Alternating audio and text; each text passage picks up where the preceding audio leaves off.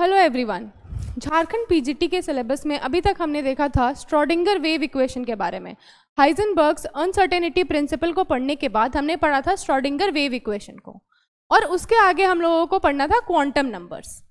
Quantum numbers क्या हैं उससे जानने से पहले कुछ बच्चों ने कमेंट किया था कि मैम साई और साई स्क्वायर का सिग्निफिकेंस बता दीजिए। तो क्या है साई और साई स्क्वायर? साई क्या है? ये एक वेव फंक्शन है जिसको हम लोग the wave function may be regarded as the amplitude function expressed in terms of x, y and z. The main aim of the Schrodinger equation is to give a solution for probability approach. मतलब साई जो है वो आपको बताता है कि कहाँ पे कोई इलेक्ट्रॉन होगा, उसको प्रोबेबिलिटी उसका। साई स्क्वायर भी वही बता रहा है, प्रोबेबिलिटी फैक्टर ही बता रहा है। ये आपको क्या बता रहा है? साई ये नेगेटिव भी हो सकता है और पॉजिटिव भी हो सकता है। तीनों एक्सिस पे एक्स, वाई और जेड पे ये पॉजिटिव भी हो सकता है और नेगेटिव भी हो सकता है। वहीं साई स्क्वायर ये हमेशा क्या होगा? पॉजिटिव होगा, क्योंकि नेगेटिव वैल्यू का भी स्क्वायर क्या होता है? पॉजिटिव होता है। साई स्क्वायर हम लोगों को बताता है probability of finding an electron. ठीक है, एक इलेक्ट्रॉन को हम कहाँ पे सबसे ज़्यादा पा सकते हैं उसको बताता है साई स्क्वायर। ठीक है, जो एग्जाम में पूछा जा सकता है वो ये क्वेश्चन है कि अगर हम लोग साई स्क्वायर का वैल्यू ज़्यादा है तो क्या होगा? प्रोबेबिलिटी ऑफ फाइंडिंग इलेक्ट्रॉन भी ज़्यादा होगा। वहीं साई स्क्वायर का वैल्यू अगर कम है, for higher value of psi square, for higher value of psi square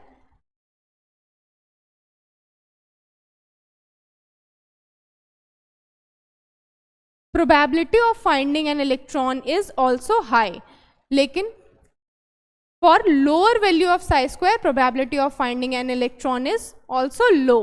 और psi square का वैल्यू अगर 0 है तो वो वहाँ पे इलेक्ट्रॉन्स होगा ही नहीं, मतलब वहाँ पे नेग्लिजिबल होगा। तो यही चीज़ पूछा जा सकता है कि दोनों में से पॉजिटिव और नेगेटिव कौन हो सकता है? तो साई जो है वो नेगेटिव हो सकता है, लेकिन साई स्क्वायर कभी भी नेगेटिव वैल्यू नहीं देगा। क्यों नहीं देगा? क्योंकि साई स्क्वायर जो है वो स्क्वायर है। तो ये था हमारा सिग्निफिकेंस ऑफ साई और साई स्क्वायर।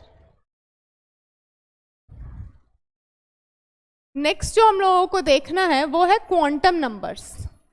क्या होते हैं क्वांटम नंबर्स? क्वांटम नंबर क्या है? जैसे आपसे अगर पूछा जाए कि आपका लोकेशन, आपका घर कहाँ है, क्वांटम नंबर भी हमें क्या बताते हैं? एक इलेक्ट्रॉन का पूरा लोकेशन, कि वो कहाँ पे है, किस जगह पे है, कैसा है, सब कुछ।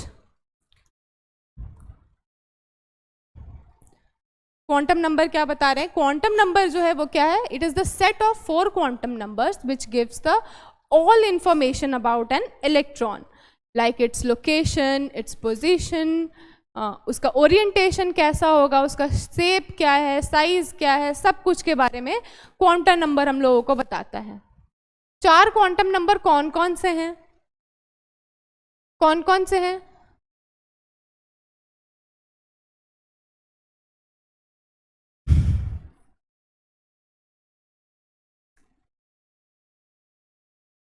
प्रिंसिपल क्वांटम नंबर,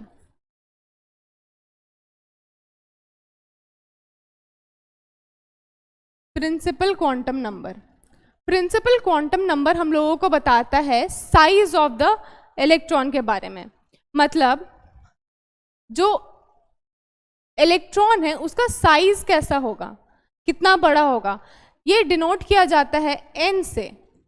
ठीक है, इसको हम लोग n से डेजिग्नेट करते हैं।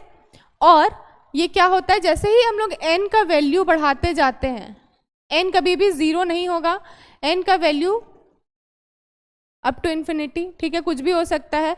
ये हम लोगों को शेल्स के बारे में जानकारी देता है, किस शेल में इलेक्ट्रॉन प्रेजेंट है।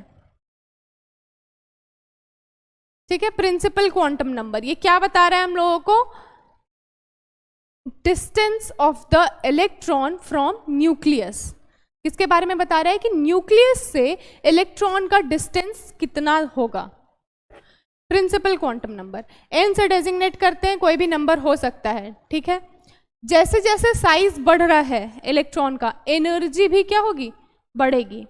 जैसे जैसे साइज हम लोग बढ़ा रहे हैं अब इलेक्ट्रॉन का, जैसे कि मान लो यहाँ पे न्यूक्लियस है और फर्स्ट शेल में नहीं, सेकंड शेल में नहीं, थर्ड शेल में, मतलब यहाँ पे इलेक्ट्रॉन प्रेजेंट है।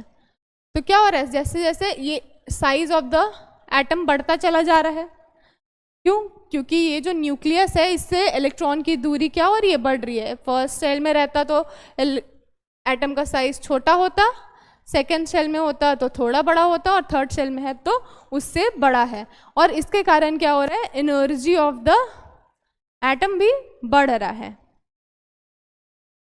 देख लेते हैं principal quantum number n। It is the measure of the effective volume of the electron cloud. It is represented by n। Greater the value of n, larger is the average distance of the electron in the orbital from the nucleus, and therefore larger is the orbital from the nucleus. Therefore larger is the orbital, the maximum number of electrons possible in a given shell is in 2n square, is 2n square। ठीक है, मतलब क्या कह रहा है कि सबसे पहले तो हम लोग और भी कुछ कुछ देख लेते हैं।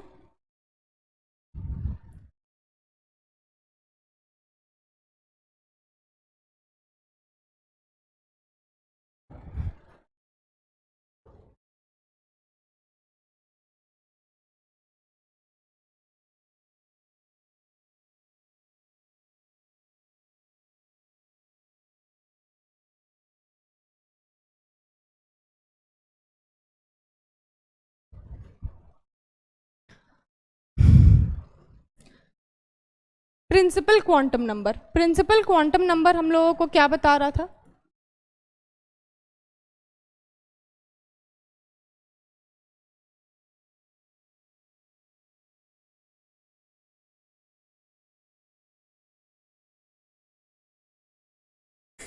एन से जिसको हम लोग डेजिग्नेट कर रहे थे, वो हम लोगों को क्या कुछ के बारे में, अरे बाप रे इतना सारा लोग वो हम लोगों को बता रहा था कि shape of orbital, size of orbital क्या होगा, साइज ऑफ ऑर्बिटल के बारे में बताता है। जैसे जैसे साइज बढ़ता है ऑर्बिटल का, वैसे ही वैसे उसका एनर्जी भी बढ़ते चला जाता है। तो एनर्जी पहले तो आर जो है, मतलब जो साइज है वो डायरेक्टली प्रोपोर्शनल होगा एन के, और इसको निकालने का एक फॉर्मूला होता है n square by Z into 0.529 angstrom. ठीक है, और एनर्जी जैसे जैसे हम लोग साइज बढ़ा रहे हैं वैसे वैसे क्या हो रहा है, एनर्जी भी बढ़ रहा है। तो एनर्जी को निकालने का जो फॉर्मूला होता है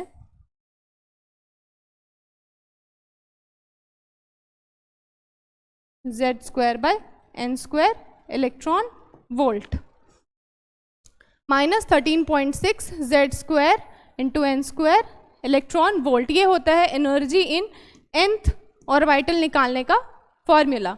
वहीं जब हम लोग इलेक्ट्रॉन वोल्ट में ना निकाल कर इसको किलो जूल पर मोल में निकालेंगे तो इसका फॉर्मूला हो जाएगा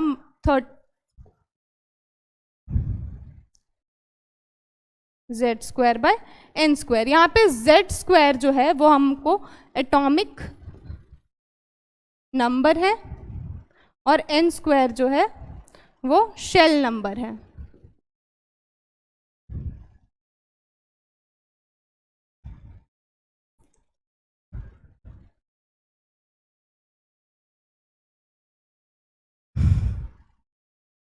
नेक्स्ट जो हम लोगों को देखना है वो है एंगुलर मोमेंटम और एजीमुथल क्वांटम नंबर।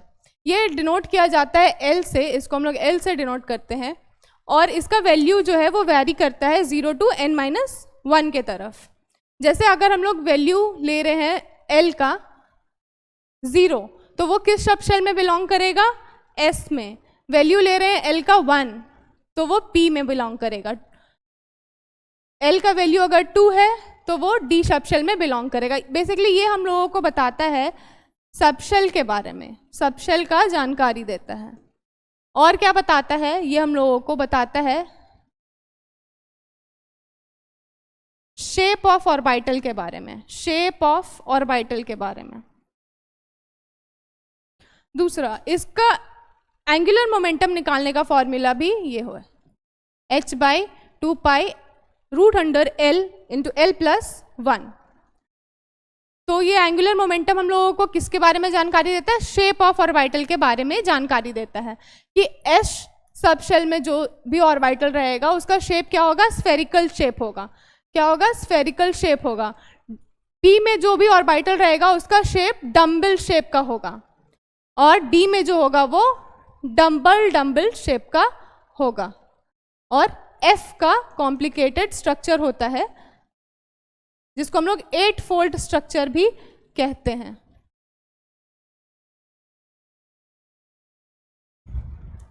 इसको हम लोग क्या कहते हैं? 8 फोल्ड स्ट्रक्चर भी कहते हैं।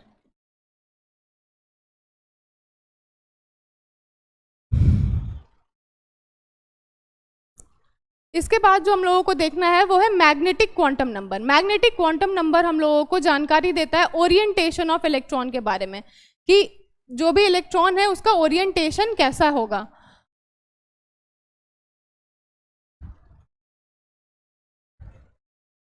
मैग्नेटिक क्वांटम नंबर जिसको हम लोग किससे डिनोट करते हैं? m से। ये हम लोगों को किसके बारे में जानकारी देता है? ओरिएंटेशन ऑफ इलेक्ट्रॉन के बारे में, और इसका वैल्यू जो है वो -L से +L की तरफ वैरी करता है। जैसे एक एग्जाम्पल ले लेते हैं हम लोग, अगर L की वैल्यू 1 है तो m की वैल्यू क्या होगी? L की वैल्यू अगर 1 है तो m की वैल्यू होगी -1, 0 और +1। ठीक है, वैसे ही अगर 2 है तो इसकी वैल्यू क्या होगी? -2, -1, 0, 1 और 2। तो ये जो स्ट्रक्चर बनाएगा ये पी शेल का होगा। इसमें 3 तरह से ऑर्बिटल रहेंगे। वहीं जहाँ पे L की वैल्यू 2 है तो और M की वैल्यू -1, -2, -1, 0, 1 और 2 है, मतलब 5। ये हमें बता रहा है d ऑर्बिटल के बारे में, और ये हमें बता रहा है p ऑर्बिटल के बारे में। अगर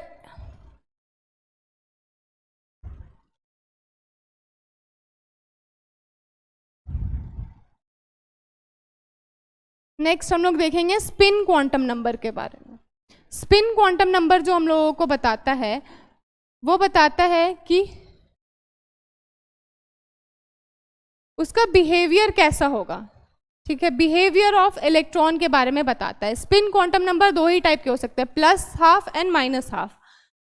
+12 हमें जानकारी देता है, जैसे कोई भी इलेक्ट्रॉन है, हुन्स रूल में हम लोग देखेंगे, जैसे px ऑर्बिटल है उसमें हम लोग पहले तो ऐसे फिल करते हैं। ये +12 के बारे में जानकारी दे रहा है, ये -12 के ज़रूरी नहीं है। जैसे अगर हम लोग, ये बताता क्या है कि कोई भी इलेक्ट्रॉन इस तरह से नहीं रह सकता, मतलब एक ही स्पिन में नहीं रह सकता, ऑपोजिट स्पिन्स में ये होंगे। अगर एक क्लॉकवाइज ले रहे हैं तो एक एंटी क्लॉकवाइज हम लोग लेंगे। कौन सा क्लॉकवाइज होता है, कौन सा एंटी क्लॉकवाइज होता है, ये पता नहीं चल पाया। तो +1, अगर एक +12 है तो एक -12 भी रहेगा, तभी ये इलेक्ट्रॉन क्या होगा? वो स्टेबल होगा।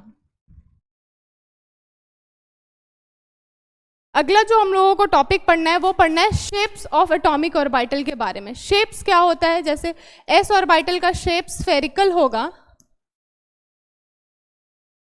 p ऑर्बिटल का शेप डम्बल शेप का होगा, और d डबल डम्बल होगा।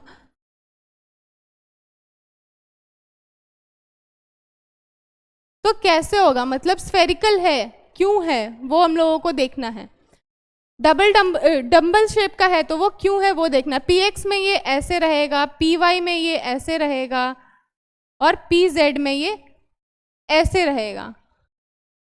वही डबल डम्बल शेप के बारे में भी हम लोग पढ़ेंगे कि dxy, dyz, dzx, dx² - y² और dz², इन तीनों का शेप कैसा कैसा होगा। ठीक है, अपकमिंग वीडियोस में हम लोग इसको देखेंगे। आज के लिए बस इतना ही। Thank you everyone.